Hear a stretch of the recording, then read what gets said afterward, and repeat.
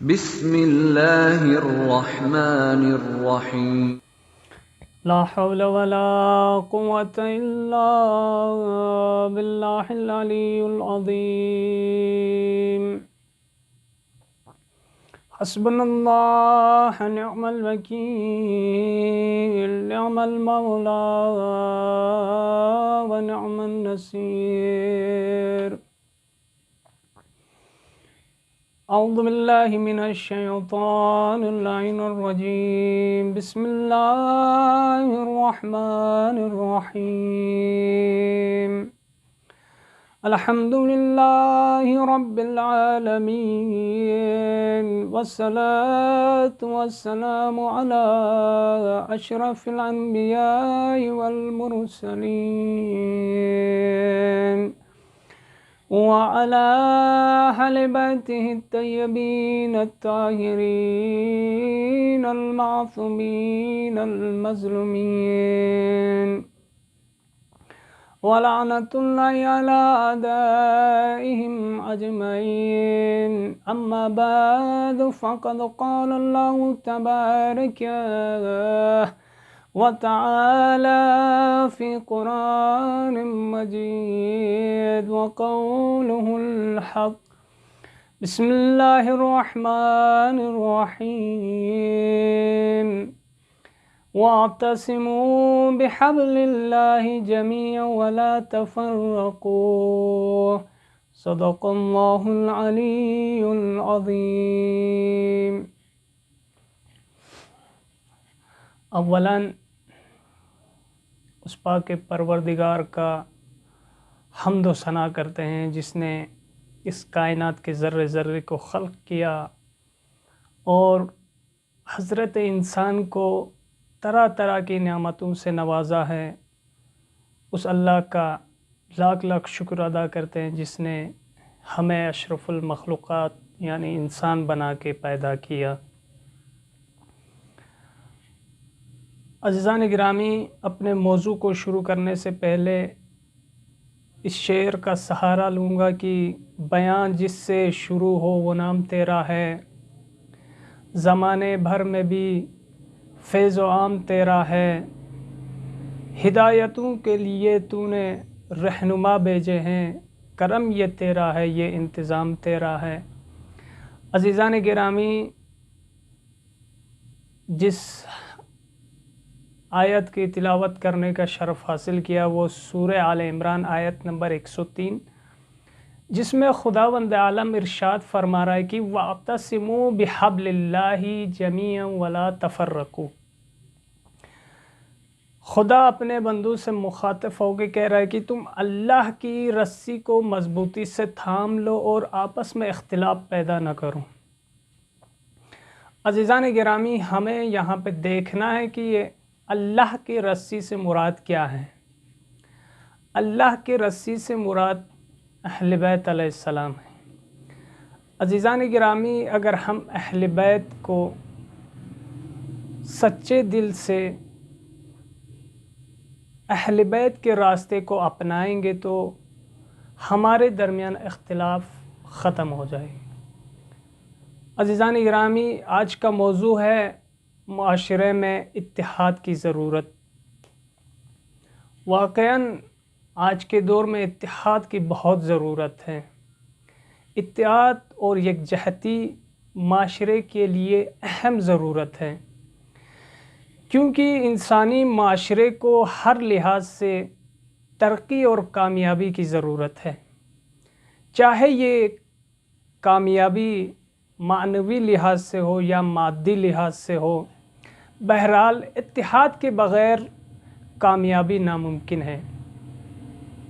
اسی لیے خداوند عالم نے انسانوں کے درمیان سے قومی اختلاف، نسل پرستی، گروپ بندی اور دوسرے اختلاف کو دور کرنے کے لیے اور آئین الہی کو نافذ کرنے کے لیے انبیاء کا سلسلہ قائم کیا، تاکہ انسانی معاشرے میں سے اختلاف، ضد پرستی اور ایک دوسرے کے خلاف دشمنی، ان سارے تمام چیزوں کو دور کرنے کے لیے انبیاء کا قائم کیا، تاکہ ان کے درمیان سے انبیاء ان چیزوں کو دور کریں۔ عزیزان گرامی، آج بھی ہمارے معاشرے کو اس بات کی ضرورت ہے کہ اس جہالت اور ضد کا خاتمہ ہو اور قانون الہی اور نور الہی کے پیروکار بنیں۔ اس لیے ہمیں قرآن اور اہل بیت کا دامن تھام لینا نہایت ہی بہت ہی ضرورت ہے۔ جیسے کہ آپ دیکھیں گے جنگ بدر ہے جس میں 313 لوگ ہیں، مقابلے میں 1000 کے تعداد میں ہیں۔ عزیزان گرامی، آخر کیا وجہ تھی کہ 313 جیت گئے اور دشمن ہار گئے؟ اس کی وجہ کیا ہے؟ 313 اتحاد پہ تھے، ایک دوسرے کے درمیان اختلاف نہیں تھے، ایک دوسرے کے درمیان متفق ہوئے تھے، یعنی ایک دوسرے کی طاقت بنی ہوئی تھی۔ اس وجہ سے 313 1000 پہ باری ہو گئے۔ یہ ہے متفق کا فائدہ۔ اب آپ دیکھیے امام حسن کے دور میں بھی کچھ لوگ امام کے ساتھ تھے جو اتحاد پہ تھے، اتفاق تھے، آپس میں ایک دوسرے کی طاقت بنی ہوئی تھی۔ اس وجہ سے امام حسین کے ساتھ جو صحابی تھے اور امام حسن تھے، انہوں نے بآسانی سے دین کو دشمن کے چنگال سے بچا لیا۔ اس کی وجہ کیا ہے کہ اتفاق ایک دوسرے کے درمیان تھے، اختلاف نہیں تھے، دشمنی نہیں تھے۔ اب آپ اسی طرح آگے جائیے، دیکھیں امام حسین کا دور دیکھیں۔ امام حسین کربلا میں 72 کو لے کے چلے ہیں اور مقابلے میں لاکھوں سے بھی زیادہ تعداد ہے دشمن کے، لیکن وہاں پہ بھی امام حسین مطمئن ہے اور جو صحابہ نے امام حسین کا ساتھ دیے۔ کیوں؟ ان کے درمیان اتحاد قائم تھے، اتفاق تھے۔ اس وجہ سے امام حسین کربلا کے میدان سے بھی دین کو بآسانی سے بچا لی۔ تو عزیزان گرامی، ہمیں یہ نہیں سوچنا چاہیے کہ ہم کم تعداد میں ہیں یا ہمارے یہاں کم لوگ ہیں، ہم کیا اتفاق ہو سکتے، کیا اتحاد کریں گے۔ نہیں عزیزان گرامی، اسلام کو کوانٹٹی کی ضرورت نہیں بلکہ کوالٹی کی ضرورت ہے۔ اسلام کو تعداد کی ضرورت نہیں ہے بلکہ استطاعت کی ضرورت ہے۔ دیکھیے کربلا میں 72 دین کو بچا لیے۔ تو سب سے اہم یہاں پہ جو ضروری ہے وہ اتحاد ہے، یعنی ایک دوسرے کے درمیان اتحاد ہونا چاہیے، اتفاق ہونا چاہیے۔ قرآن کریم نے تفرقہ بازی اور گروپ بندی کو شرک سے بھی کمتر نہیں سمجھا ہے۔ آخر کیا وجہ ہے کہ اس تفرقہ بازی کو شرک سے بھی کمتر نہیں سمجھا؟ عزیزان گرامی، اس کی وجہ جب انسان کے درمیان تفرقہ بازی پیدا ہو جاتے تو انسان ایک دوسرے کے دشمن ہو جاتے ہیں، ایک دوسرے کے خلاف ہو جاتے ہیں، تو اس طرح سے ماحول میں اختلافات پیدا ہو جاتے ہیں۔ اس لیے شرک سے بھی کمتر نہیں سمجھا عزیزان گرامی۔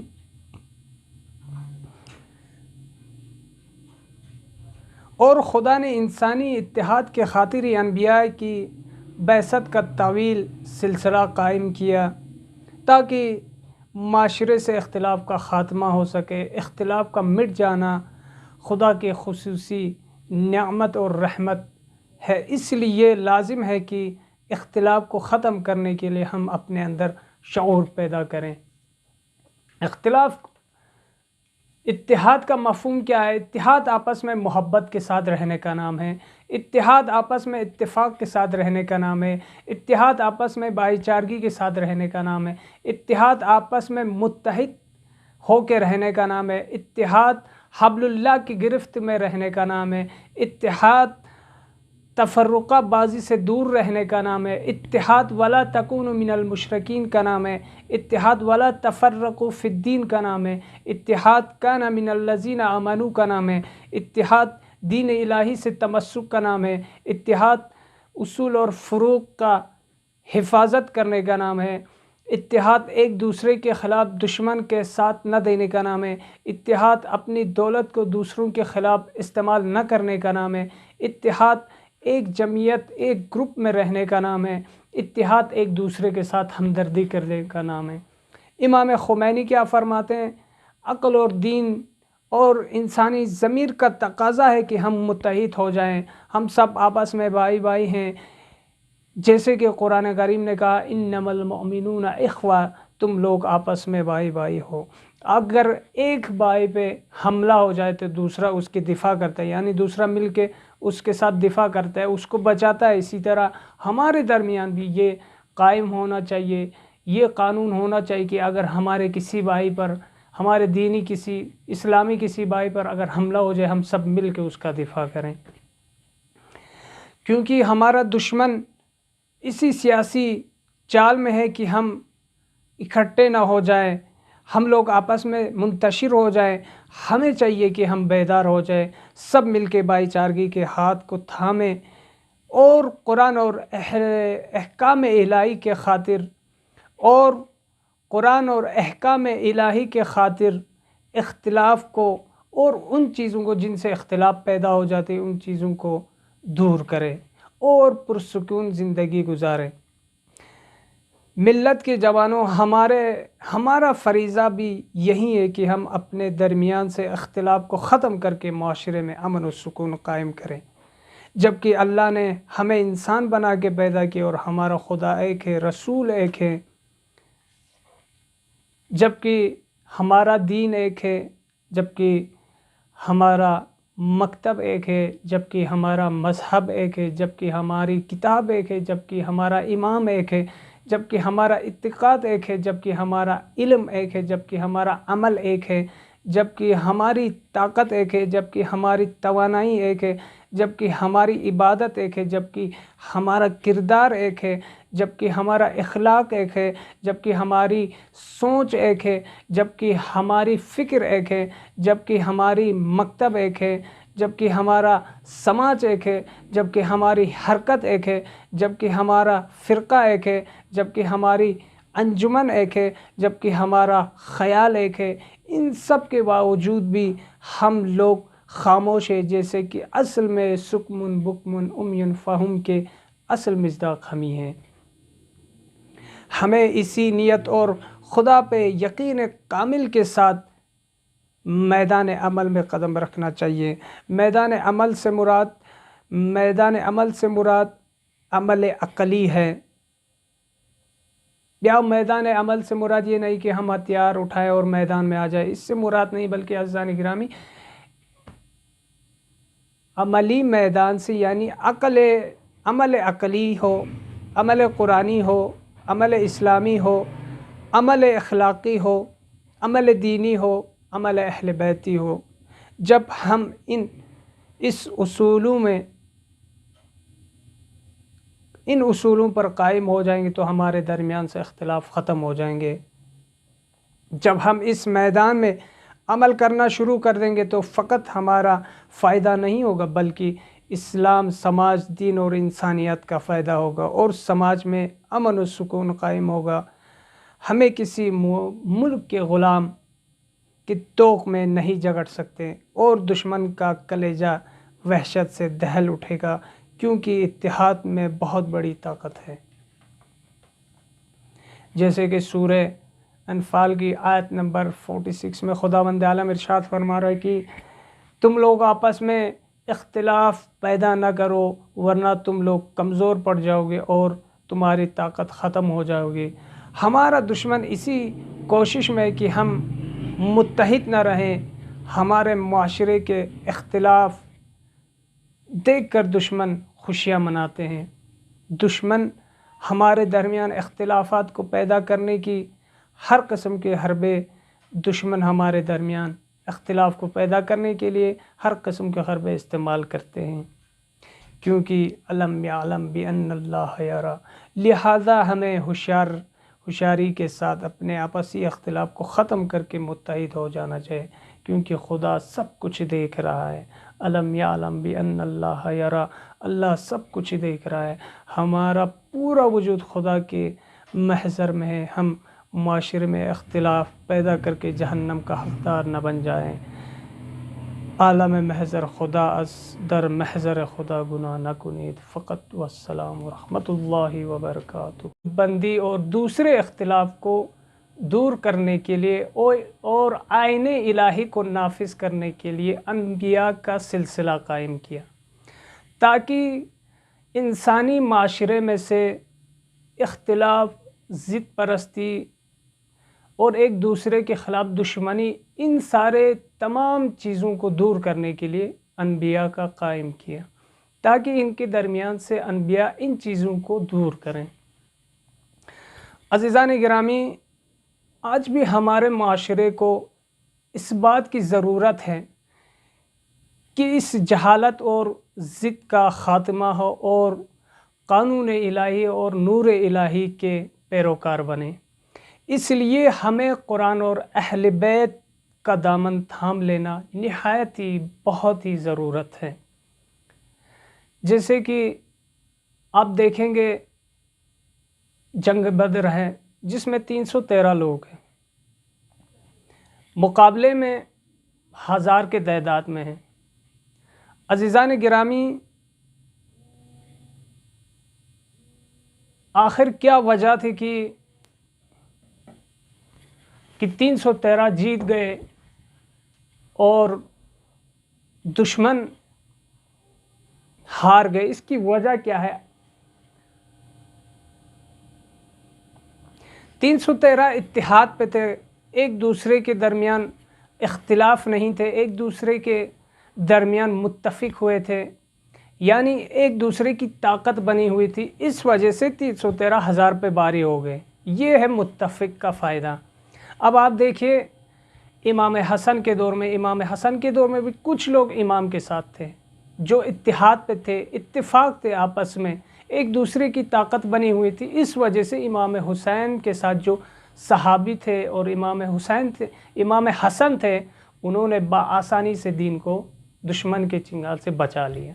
اس کی وجہ کیا ہے کہ اتفاق ایک دوسرے کے درمیان تھے، اختلاف نہیں تھے، دشمنی نہیں تھے۔ اب آپ اسی طرح آگے جائیے، دیکھیں امام حسین کا دور دیکھیں۔ امام حسین کربلا میں 72 کو لے کے چلے ہیں اور مقابلے میں لاکھوں سے بھی زیادہ تعداد ہے دشمن کے، لیکن وہاں پہ بھی امام حسین مطمئن ہے، اور جو صحابہ نے امام حسین کا ساتھ دیے۔ کیوں؟ ان کے درمیان اتحاد قائم تھے، اتفاق تھے۔ اس وجہ سے امام حسین کربلا کے میدان سے بھی دین کو بآسانی سے بچا لی۔ تو عزیزان گرامی، ہمیں یہ نہیں سوچنا چاہیے کہ ہم کم تعداد میں ہیں یا ہمارے یہاں کم لوگ ہیں، ہم کیا اتفاق ہو سکتے ہیں، کیا اتحاد کریں گے؟ نہیں عزیزان گرامی، اسلام کو کوانٹٹی کی ضرورت نہیں بلکہ کوالٹی کی ضرورت ہے۔ اسلام کو تعداد کی ضرورت نہیں ہے بلکہ استطاعت کی ضرورت ہے۔ دیکھیے کربلا میں 72 دین کو بچا لیے۔ تو سب سے اہم یہاں پہ جو ضروری ہے وہ اتحاد ہے، یعنی ایک دوسرے کے درمیان اتحاد ہونا چاہیے، اتفاق ہونا چاہیے۔ قرآن کریم نے تفرقہ بازی اور گروپ بندی کو شرک سے بھی کمتر نہیں سمجھا ہے۔ آخر کیا وجہ ہے کہ اس تفرقہ بازی کو شرک سے بھی کمتر نہیں سمجھا؟ عزیزان گرامی، اس کی وجہ جب انسان کے درمیان تفرقہ بازی پیدا ہو جاتے تو انسان ایک دوسرے کے دشمن ہو جاتے ہیں، ایک دوسرے کے خلاف ہو جاتے ہیں، تو اس طرح سے ماحول میں اختلافات پیدا ہو جاتے ہیں۔ اس لیے شرک سے بھی کمتر نہیں سمجھا عزیزان گرامی۔ جیسے کہ سورہ انفال کی آیت نمبر 46 میں خداوند عالم ارشاد فرما رہا ہے کہ تم لوگ آپس میں اختلاف پیدا نہ کرو ورنہ تم لوگ کمزور پڑ جاؤ گے اور تمہاری طاقت ختم ہو جاؤ گی۔ ہمارا دشمن اسی کوشش میں کہ ہم متحد نہ رہیں، ہمارے معاشرے کے اختلاف دیکھ کر دشمن خوشیاں مناتے ہیں۔ دشمن ہمارے درمیان اختلافات کو پیدا کرنے کی ہر قسم کے حربے، دشمن ہمارے درمیان اختلاف کو پیدا کرنے کے لیے ہر قسم کے حربے استعمال کرتے ہیں، کیونکہ علم یعلم بان اللہ یرا، لہذا ہمیں ہوشیاری کے ساتھ اپنے آپسی اختلاف کو ختم کر کے متحد ہو جانا چاہیے، کیونکہ خدا سب کچھ دیکھ رہا ہے۔ علم یعلم بان اللہ یرا، اللہ سب کچھ دیکھ رہا ہے۔ ہمارا پورا وجود خدا کے محضر میں ہے، ہم معاشرے میں اختلاف پیدا کر کے جہنم کا حقدار نہ بن جائیں۔ عالم محضر خدا از در محضر خدا گناہ نکنید فقط والسلام ورحمۃ اللہ وبرکاتہ۔